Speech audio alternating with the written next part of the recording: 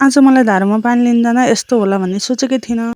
हिजो हामी गाउँको घर आएको थियौँ नि त बेलुकामा। अनि आज शनिबार बिदाको दिन छ। बच्चाहरू नि बाआमा भनेपछि घर भनेपछि खुसी हुन्छन् नि त। अनि बाआमा मात्र हुनुहुन्छ, उहाँहरूलाई नि रमाइलो हुन्छ नि त। अनि बिदा भएको बेला चाहिँ हामी आउँछौँ क्या। अब खेतीपाती नि सबै गरिएको छ नि त। अनि त्यो भएर चाहिँ हामी आउँछौँ अनि हामीले आएर गर्ने हो। अनि आएको थियौँ अनि आज चाहिँ म चाँडै गरेर उठ्नु पर्ला बुहारी मान्छे भन्ने सोचिरहेको थिएँ। बेलुका सुत्ने बेला त 4:30 भइसक्यो। म त उठ्ने बेलामा छ्याङ्ग उज्यालो भइसकेछ। कति छिटो उज्यालो हुने आजभोलि त फेरि। अनि त्यस पछाडि चाहिँ म त हतार हतार उठेँ। अनि दैलो कसेर गर्न थालेँ, आगो सल्काएँ। अनि म चाहिँ घर लिप्न थालेँ। घर लिप्दाखेरि चाहिँ हामी छेउ कुनामा चाहिँ रात माटोले मजाले पोच्छौँ। अनि त्यस पछाडि चाहिँ बिचमा चाहिँ गोबर माटोले लिप्छौँ। अनि गोबर माटो नि मुछेँ। अनि मैले लिप्न थालेँ घर। म चाहिँ घर लिप्न थालेँ। घर चाहिँ त्यति धेरै भत्केको रहेनछ। बर्खा बेला भयो नि मम्मीले पोतिराख्नु भयो होला नि त दिनकै। अब बुढाबुढी मान्छे भए पनि कस्तो बानी क्या, अब सधैँ पुत्नुपर्छ, दिनकै पुत्नुपर्छ भन्नुहुन्छ नि त बुढाबुढी मान्छे त। बरु हामी त एक दिन आज अल्छी लागेको छ भत्केको छैन भन्छौँ। उहाँहरूले त अब त्यस्तो भन्नुहुन्न नि त। त्यो भएर नि होला एकदम राम्रो रहेछ घर चाहिँ। अब भत्केको रहेनछ। बर्खाको बेला भइकन लिपिराख्नु भयो भएर त होला नि। अनि बाख्रा पाठाहरूले नि एकदम फोहोर गरिरहेको हुन्छ। बस्तु बाख्रा पालेपछि त दिसा पिसाब चाहिँ पिँढीमा गइरहेको हुन्छ। हाम्रो मम्मीहरूले त दैलो उबान राख्नु हुँदैन भन्नुहुन्छ नि त। त्यही भएर दिनकै पोतिराख्नु भएको हुन्छ। अनि त्यति भत्केको चाहिँ रहेनछ। अनि मैले चाहिँ पुत्न थालेँ। अनि त्यस पछाडि चाहिँ म दैलो पोतिसकेर बाख्रा पाठा निकाल्नु थियो, घाँस झुन्डाउनु पनि थियो तिनीहरूलाई। अनि मैले चाहिँ घाँस झुन्डाउनु थालेँ। अनि त्यस पछाडि चाहिँ हाम्रो यता घाँस राख्नु पनि छ क्या। त्यहाँ चाहिँ